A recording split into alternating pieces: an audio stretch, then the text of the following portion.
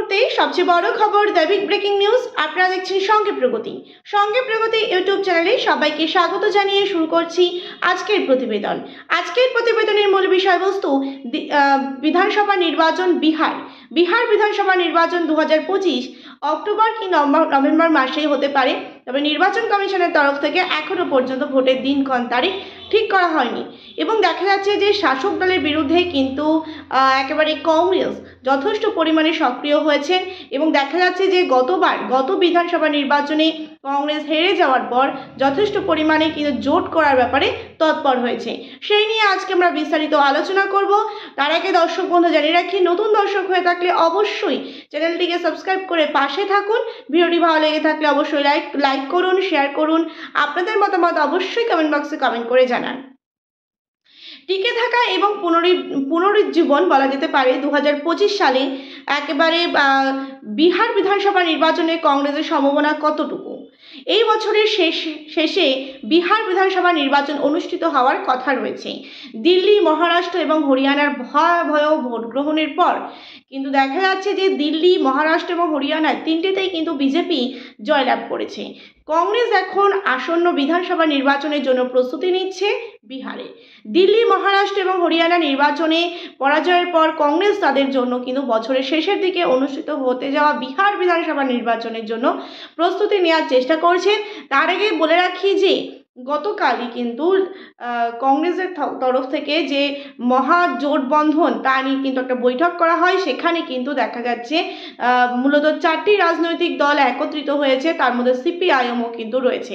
এবার সভা নির্বাচনের মোট আসন সংখ্যা 243টি, ম্যাজিক ফিগার পেতে হবে 222টি। সুতরাং কংগ্রেস একা লড়াই করলে কিন্তু এখানে জয়লাভ করাটা অনেকটাই কঠিন এবং দেখা যাচ্ছে যে এর আগে 2019-এর বিধানসভা নির্বাচন সেখানেও কিন্তু কংগ্রেস হেরে গিয়েছিল। সেক্ষেত্রে এবার সুতরাং জোর টক্কর হাড্ডাহাড্ডি লড়াই দেওয়ার একটা প্রস্তুতি নিচ্ছে কংগ্রেস। সেক্ষেত্রে বলা যেতে পারে যে তেজস্বী যাদব তিনি অন্যান্য রাজনৈতিক দল রয়েছে সিপিআইএম এবং আরজেডি তার রাজনৈতিক দলের নাম, এবং আরও দুটি রাজনৈতিক দল নিয়ে কিন্তু বৈঠক করেছেন এবং সেখানে কিন্তু চূড়ান্ত সিদ্ধান্ত নেওয়া হয়েছে এবারে 2025-এর বিধানসভা নির্বাচনে মোট 4টি রাজনৈতিক দল একত্রিত হয়ে শাসকের বিরুদ্ধে কিন্তু লড়বেন, এমনটাই কিন্তু দেখা যাচ্ছে। সুতরাং বলা যেতে পারে যে বিহার বিধানসভা নির্বাচন চতুর্থ দফায় হবে, অর্থাৎ প্রথম থেকে চতুর্থ দফায় 4টি দফায় হবে এবং কংগ্রেসের জন্য বেশ ঝুঁকির কারণ বলাই যেতে পারে, কারণ পরপর কিন্তু ভোটে হেরেছে এবং দেখা যাচ্ছে এই লড়াইয়ের মুখোমুখি কিন্তু হচ্ছে কংগ্রেস সরাসরি শাসকের বিরুদ্ধে এবং জোট করে যেহেতু লড়াই করবে, ইন্ডিয়া জোটের মধ্যেও কিন্তু সিপিআইএম রয়েছে এবং সিপিআইএম কিন্তু যেটা দেখা যাচ্ছে সম্ভবত প্রায় 30 থেকে 40টি আসনে কিন্তু প্রার্থী দিতে চলেছে, এমনটাই কিন্তু সূত্রের খবর। দর্শক বন্ধু জেনে রাখি এবং দেখা যাচ্ছে আরও একটি গুরুত্বপূর্ণ বিষয় হলো টিকে থাকা এবং পুনরুজ্জীবনের একটি কিন্তু বেছে নেওয়া পথ বলা যেতে পারে এই জোট করে লড়াই করাটা।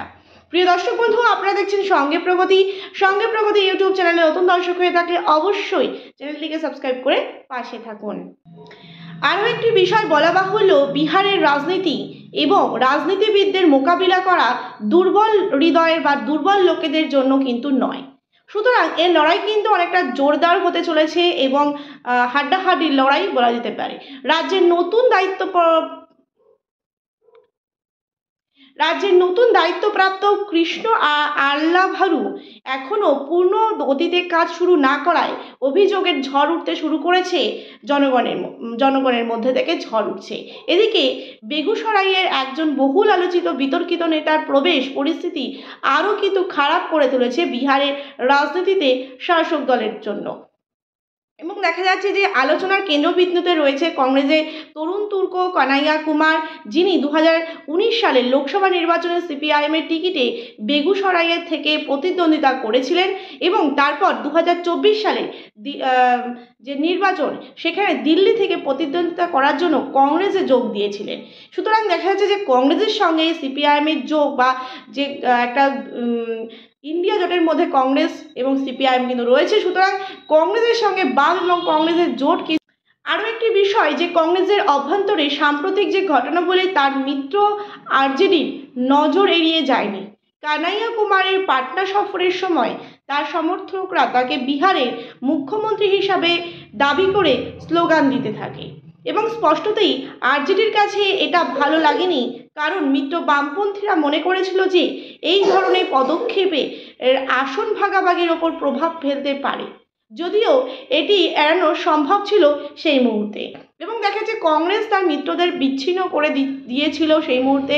এবং দেখা যাচ্ছে তবে দিল্লিতে যে পরিস্থিতি হয়েছে তারপর কংগ্রেস কিন্তু অনেকটাই ঘুরে দাঁড়িয়েছে এবং আরজেডি, কংগ্রেস অন্যদিকে সিপিআইএম, এই তিনটি রাজনৈতিক দল কিন্তু মহাজোট করে বিহারে শাসকের বিরুদ্ধে লড়াই করতে চলেছে। প্রিয় দর্শক বন্ধু, এই ছিল আমাদের আজকের প্রতিবেদন। ভিডিওটি ভালো লেগে থাকলে অবশ্যই লাইক করুন, শেয়ার করুন, আপনাদের মতামত অবশ্যই কমেন্ট বক্সে কমেন্ট করে জানান। নতুন দর্শক হয়ে থাকলে চ্যানেলটিকে সাবস্ক্রাইব করতে কিন্তু একদমই ভুলবেন না। সুতরাং দিল্লি বিধানসভা নির্বাচনের পর এবার কিন্তু বিহার বিধানসভা নির্বাচন 2025 কংগ্রেস কিন্তু অনেকটাই ঘুরে দাঁড়িয়েছে এবং আরজেডি, কংগ্রেস, সিপিআইএম কিন্তু একসাথে জোট করে লড়াই করবে শাসকের বিরুদ্ধে। সুতরাং এই লড়াই কিন্তু হাড্ডাহাড্ডি লড়াই হতে চলেছে। মোট আসন সংখ্যা 243টি, ম্যাজিক ফিগার 122টি এবং সিপিআইএম কিন্তু 30 থেকে 40টি আসনে কিন্তু প্রার্থী দিতে পারে সম্ভবত। সুতরাং সিপিআইএমও কিন্তু অনেকটা চ্যালেঞ্জের মুখে পড়ছে। ঘুরে দাঁড়ানোর লড়াই কতটুকু সক্ষম হয় সেটাই কিন্তু দেখার বিষয়।